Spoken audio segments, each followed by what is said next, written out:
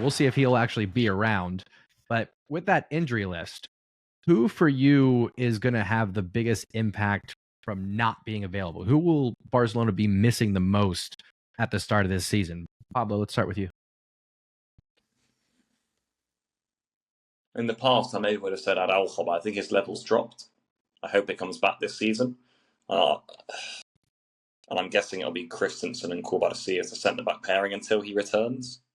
I don't know how good of a thing that is or not. But so for the current setup of our team, and I think the fact that we're lacking midfielders, I probably wouldn't have said this name, but I am going to say this name. I'm going to say Frenkie de Jong.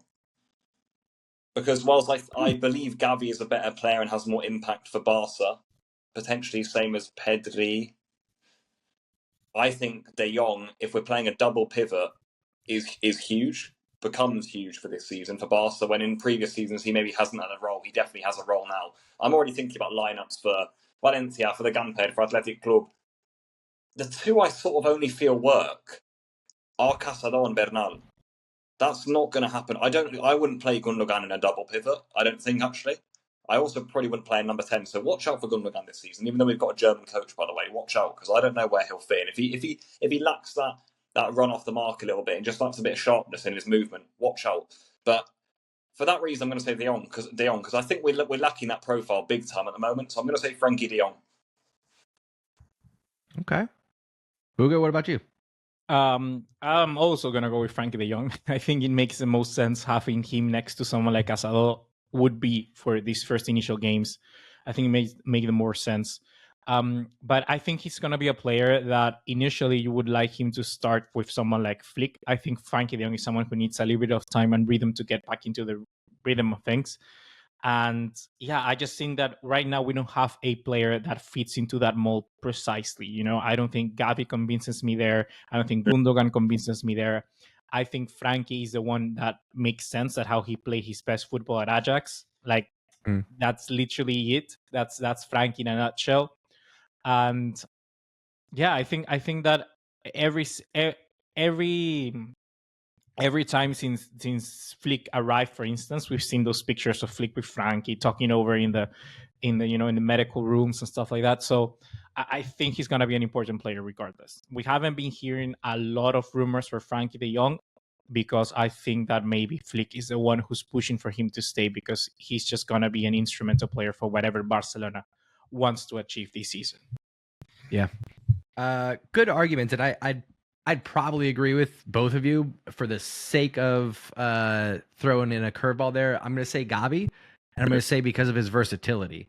I do agree with you. The double pivot there, it's going to be Frenkie and somebody else. Will it be Casado? Will it be Gundogan? I have the same kind of hesitations. I'm optimistic that that's going to end up being Gavi. It's going to be a Frenkie Gavi in the double pivot because that gives a lot of flexibility if we do want to change up the tactics, change up the formation mid-match. Gavi can play really anywhere in that midfield. He can play out on the left wing if he needs to. So I'm going to say because of his versatility, because of his spirit that he brings to the club as well, I'm going to put a vote in the young Gavi there as most missed. I'll say Casado and Bernal are particularly interesting because they have a great chemistry. They can share that double pivot role.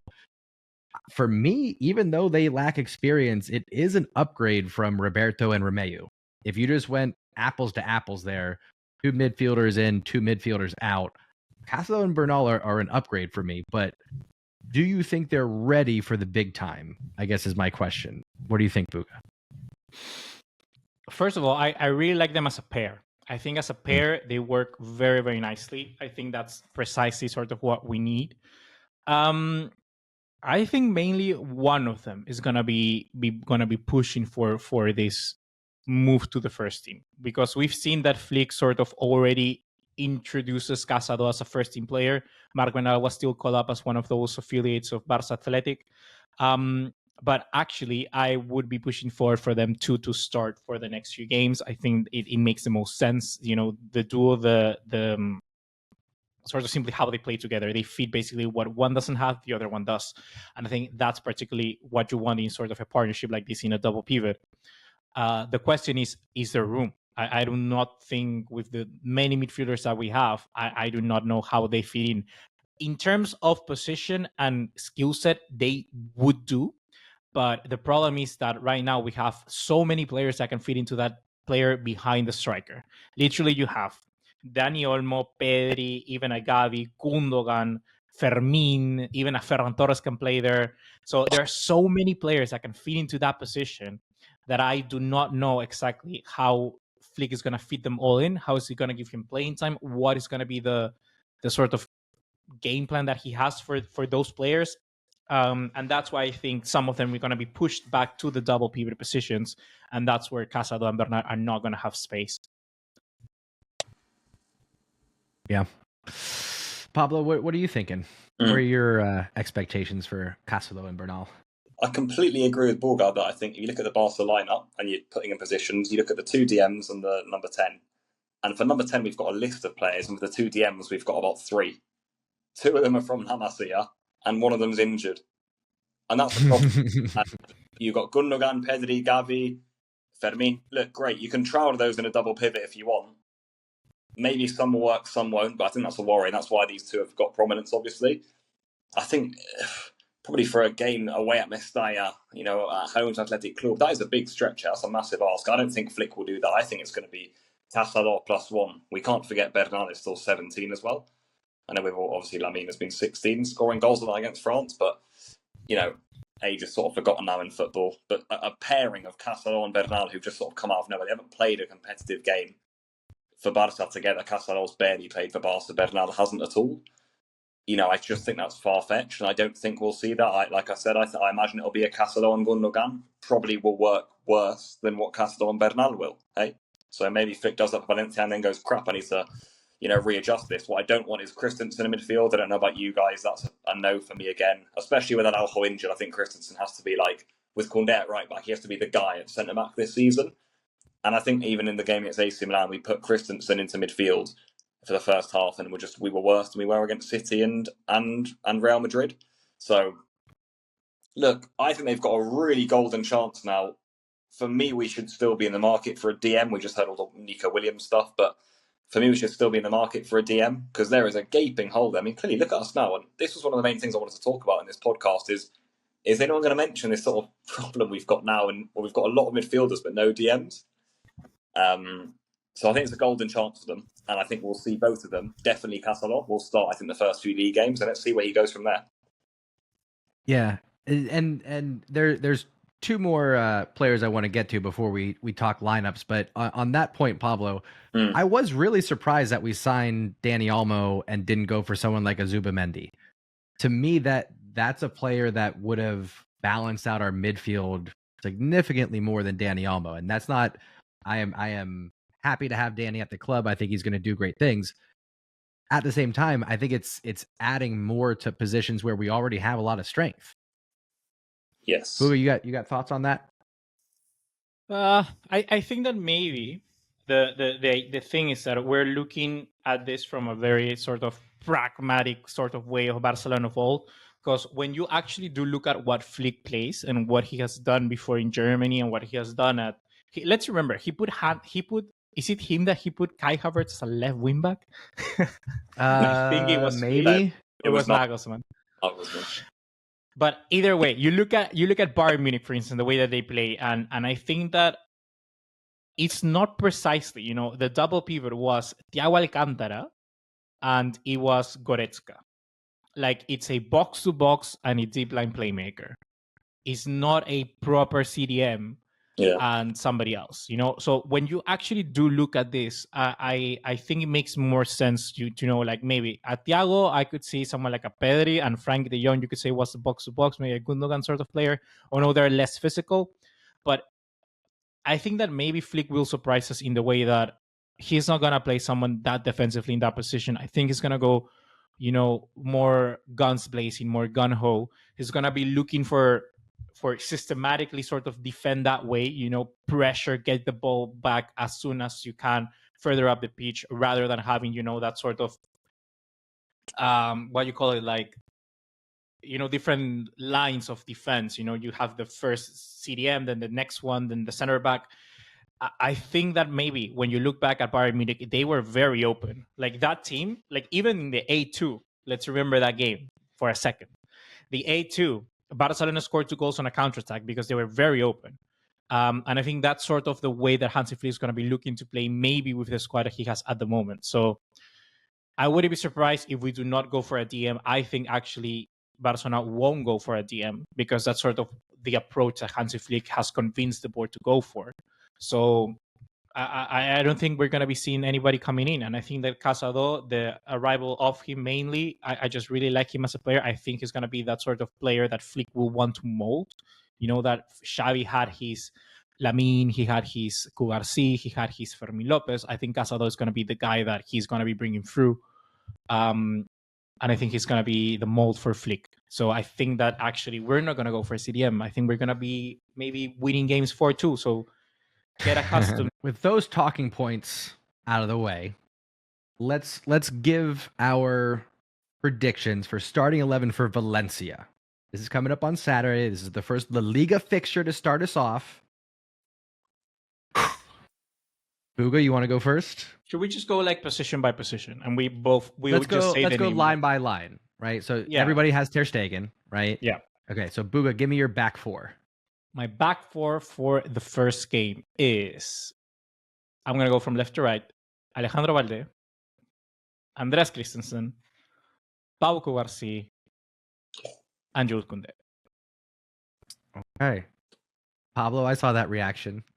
Wow. What do you got there for your back four?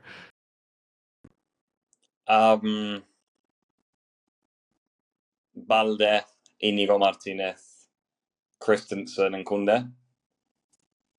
That's what I got. That's what I got. I think it's just because Cubarsí has not had time to work with Hansi Flick, and he's coming off of the Olympics. Yeah.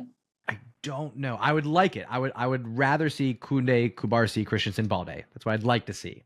But I'm gonna put a little bit of a asterisk next to Cubarsí, because if it's not him, I think maybe Eddie Garcia slots in. Why do I say that? Did you hear that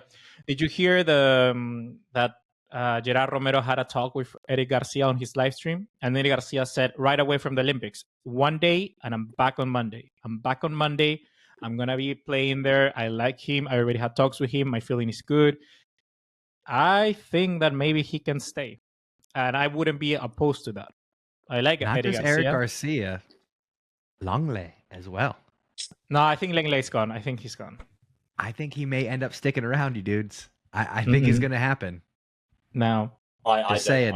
think he's gone. I don't think. Let's right now. Let's bet something. Mark it down. Let's bet something. Let's bet something if Lenglet stays. I think he doesn't stay. I think he goes to Villarreal, or he goes to Atleti. He goes on a free. He does something. Who's our center backs right now? We got Araujo, we got Cubarsí, we got Christensen, we got Inigo, we got Eric Garcia. And Lenglet. And Mika Faye. Mikael Faye.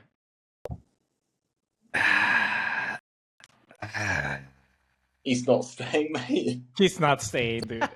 The thing is that I don't think he's staying. the thing is that Mika Faye can play as a left back. The thing is that Eddie Garcia, I think, one thing that we underestimate with Eddie Garcia is that everyone says he's like, like an IQ genius. He's like low key the next manager of the generation. That's what Pep Guardiola has talked about him.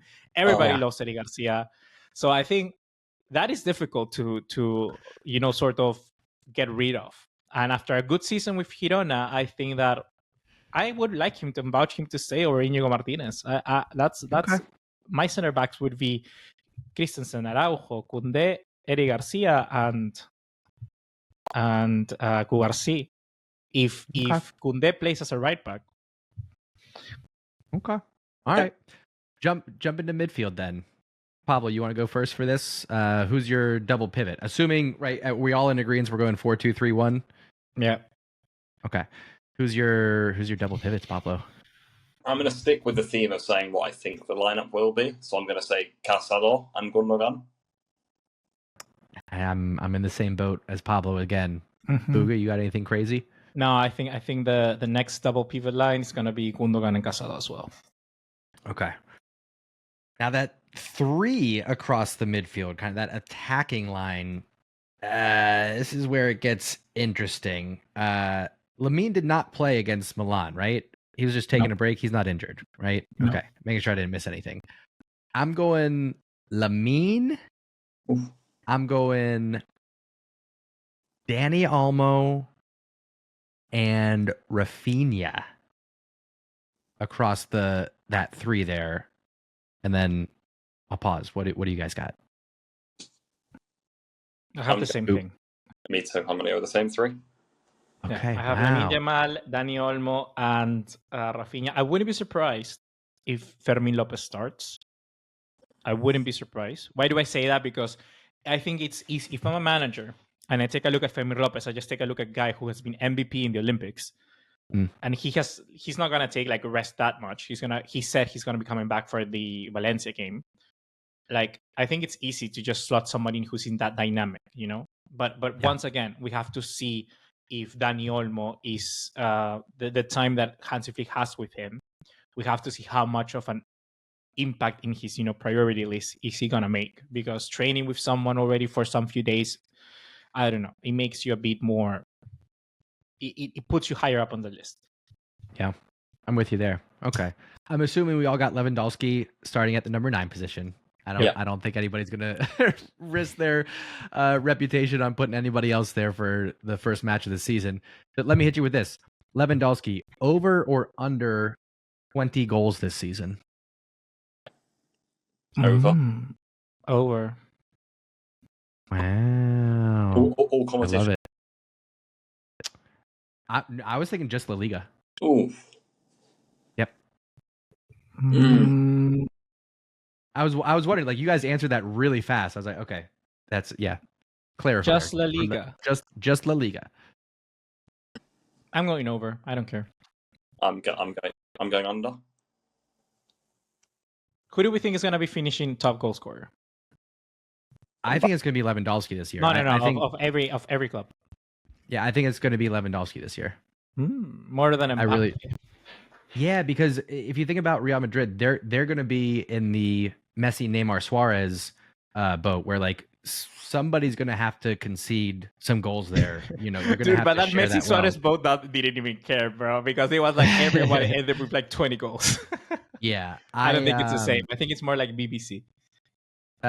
Maybe we'll see. I don't know. I think that's going to be interesting. I think it's going to be Lewandowski simply because of the Hansi Flick setup and the fact that Lewandowski gets to just be a poacher in the box now. Yeah, he's not going to be as involved as Dude, relied on in the Williams. Oh, it's gonna be so simple. Imagine, just imagine all the chances that Morata missed in the Euros. Like, dude, he's just gonna be falling back to Lewandowski. He just has to, like, oh put it in. Yeah. All right. Well, we'll see.